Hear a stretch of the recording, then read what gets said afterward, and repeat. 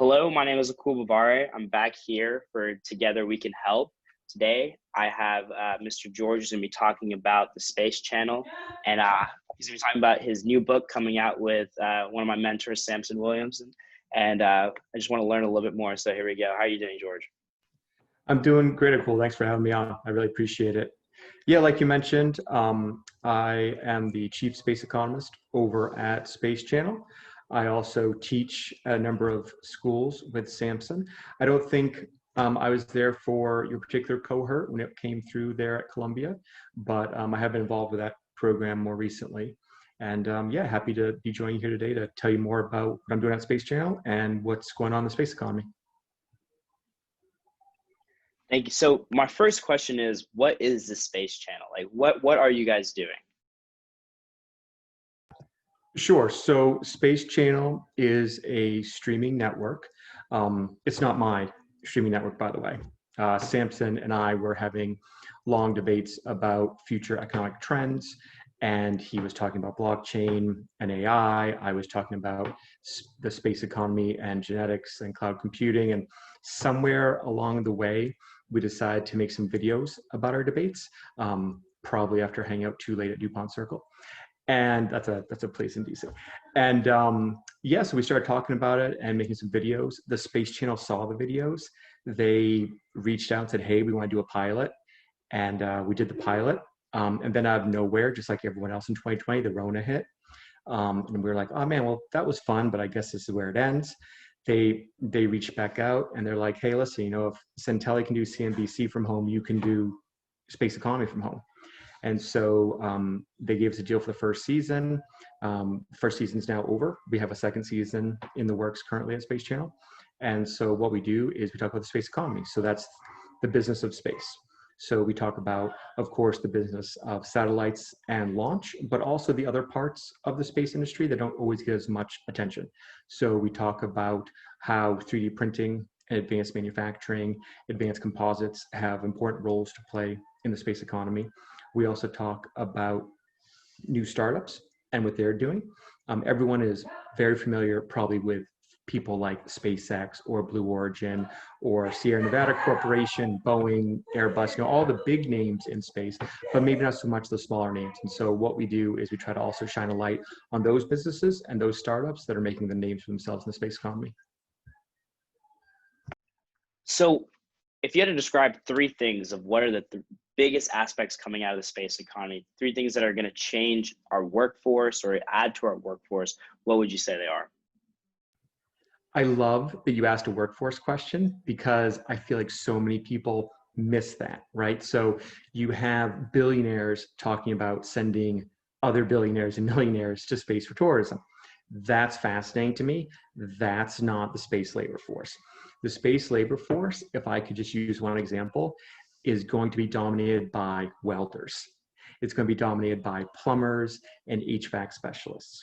Because if we're actually talking about putting enormous amounts of time, energy, sweat, blood, and tears into space, then it's going to be more than just the astronauts that go up. There will be astronauts, but and not to be pejorative, I've met some wonderful astronauts and had some great guests who were astronauts, but astronauts will become the Ubers of space. It's going to be the people who, once they're in space, are getting these jobs done. So I think that some of this job training has to do first with ground support. So this is people who are able to operate ground stations to take in the huge amounts of data that's only increasing that we get from satellites. The other part of that is, as I mentioned, welders. I have a great story I love to share with people, which is when I first got into the banking program. I'm not going to say the name of the bank. When I got out of college, I had a good friend who was in that same cohort as me. And we've stayed friends the whole time. And he had a brother who, when he graduated from high school, was a couple years younger than him, decided to go into a German program to be a welder. And when we used to get together, he would buy our drinks. And that paradigm stayed that way for quite a number of years. And I mention this because the blue collar space workforce is going to be huge. And the states and the towns that position themselves to be able to build those expertise will do very well. right? So for example, I know that in my home state of Maine, they are currently working on initiatives to collaborate between the various colleges and community colleges and technical schools to make sure that these workers are being produced. I know that Brownsville, they're in Texas, where you're located.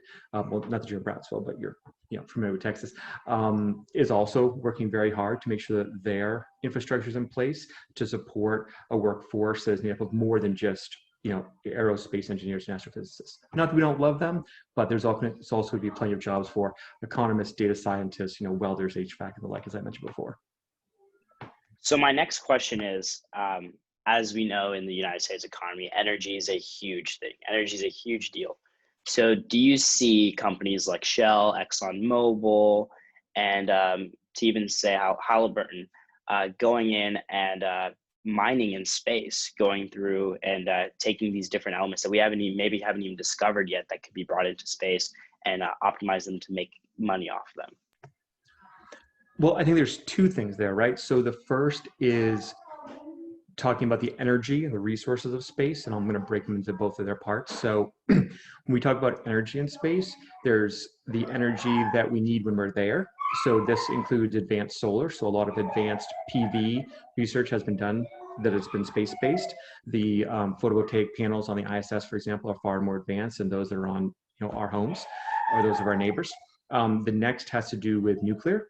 There's actually a project which a friend of ours who's been on the Space Economy show, Monsi, from NASA Centennial Project, she's the director over there, and their program is called Watts on the Moon. And this is all about bringing watts, W-A-T-T-S, not watts, W-H-A-T-S, it's a play on words. We're all still space geeks, so it's the best play on words we can come up with. And they're talking about getting power on the moon and what that looks like. This is, of course, incredibly important because we're talking about permanent moon bases, both by the US, but also the European Space Agency has also been talking about their own plans for moon bases, as well as the Russians. So that's part one, which is the energy that we need to be up there, be productive up there. The second is there's been conversations for years about bringing solar power down from satellites in orbit down to Earth. So there's that technology.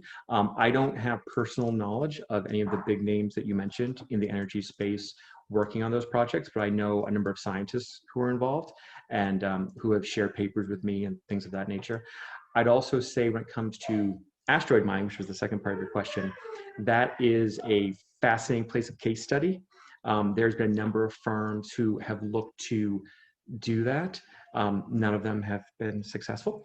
I think what it comes down to is two things, which seem very simple, but you have to say them out loud to make sure that everyone knows they're true. Space is hard and space is expensive. Now, space is becoming less expensive, but space is not becoming less hard. And so when we think about asteroid mining, we have both of those things well in effect.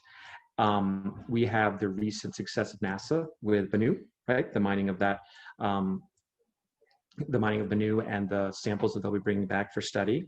You could look at that as a case study or business case for further developments, but in terms of a commercial company doing it, I don't know any that are currently far enough along to have a meaningful conversation about. So my final question is, if you had to say a timeline for when the space economy is going to really shift our understanding of the world and what we know as an economy, when you say that is, like in the next couple of years, or would you say 10 years, 15 years down the line? I think when we talk about the space economy, I think it's important that what we're talking about is what's next, right? So right now we are in the fourth industrial revolution. And if you go back and look at economics from a historical point of view, you can see that these great times of economic change have also been part of great times of social change, government change, the change and creation of firms and enterprises. That's what we're going through right now in this fourth industrial revolution. So these are things around blockchain, AI, genetics, cloud computing, and the like. What this is going to allow for is both the creation of new enterprise, but also the convergence between these technologies at an incredibly rapid pace.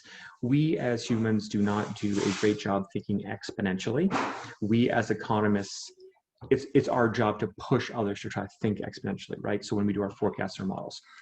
That being said, and we cover this in the book, is it's going to come much sooner than people realize. If companies and firms don't shift their thinking today about what the space economy means to their businesses, they will be behind. I feel like right now it's like the early days of the internet, right? We're all familiar with the FANGs, right? Facebook, Amazon, Netflix, Google, right? They've been the stall waters and doing so well lately with the market, and really for the last 10 years. No one thinks of them though as internet companies, right? In the future, no one is going to think of firms as space economy firms either. They're going to be companies that have businesses and business revenues drawn from space. So all that being said, I think this period of time that we're in right now, these next 5 years, is what sets it up.